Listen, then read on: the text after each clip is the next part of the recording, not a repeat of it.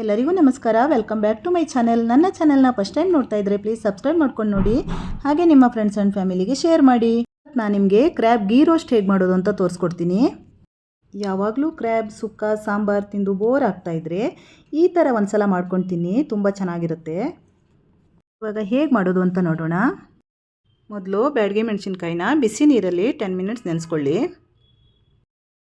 ಇವಾಗ ಧನಿಯಾ ಬೀಜ, ಕಾಳುಮೆಣಸು, ಜೀರಿಗೆ, ಸೋಂಪು, ಮೆಂತೆ ಇದಿಷ್ಟನ್ನು ಹಾಕಿ ಡ್ರೈ ರೋಸ್ಟ್ ಮಾಡ್ಕೊಳ್ಳಿ.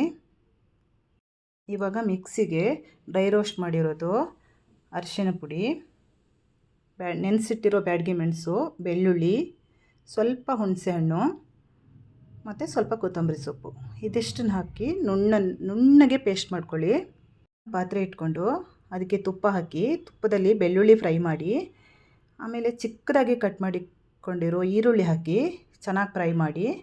ಫ್ರೈ ಆದಮೇಲೆ ಕ್ರ್ಯಾಬ್ ಹಾಕಿ ನೀಟಾಗಿ ಒಂದು ಮಿಕ್ಸ್ ಕೊಟ್ಟು ಉಪ್ಪು ಹಾಕಿ ಅರಿಶಿಣ ಪುಡಿ ಹಾಕಿ ಒಂದು ಅರ್ಧ ಗ್ಲಾಸ್ ನೀರು ಹಾಕಿಬಿಟ್ಟು ಮುಚ್ಚಿ ಇಟ್ಟು ಬೇಯಿಸ್ಕೊಳ್ಳಿ.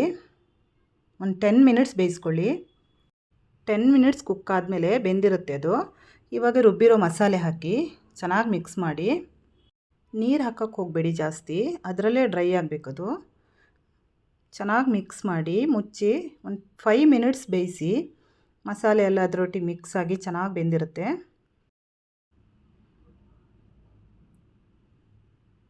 ಇವಾಗ ಅದು ಬೆಂದಿದೆ, ಎಲ್ಲ ಡ್ರೈ ಆಗಿದೆ ಮಸಾಲೆ. ಇವಾಗ ಕರಿಬೇವು ಹಾಕಿ ಸ್ವಲ್ಪ, ಆಮೇಲೆ 1 ಸ್ಪೂನ್ ಮತ್ತೆ ಮೇಲ್ಗಡೆ ತುಪ್ಪ ಹಾಕಿ ಚೆನ್ನಾಗಿ ಮಿಕ್ಸ್ ಮಾಡಿ. ಇವಾಗ ಸೂಪರ್ ಟೇಸ್ಟಿಯಾಗಿ ಕ್ರ್ಯಾಬ್ ಗೀ ರೋಸ್ಟ್ ರೆಡಿಯಾಗಿದೆ. ನೀವು ಕೂಡ ಮನೇಲಿ ಮಾಡಿಕೊಂಡು ಟೇಸ್ಟ್ ಮಾಡಿ. ಈ ನನ್ನ ರೆಸಿಪಿ ನಿಮಗೆ ಇಷ್ಟ ಆದರೆ ಲೈಕ್ ಮಾಡೋದು ಮರಿಬೇಡಿ. ಹಾಗೆ ಪ್ಲೀಸ್ ನನ್ನ ಚಾನೆಲ್ನ ಸಬ್ಸ್ಕ್ರೈಬ್ ಮಾಡ್ಕೊಳ್ಳಿ. Thank you.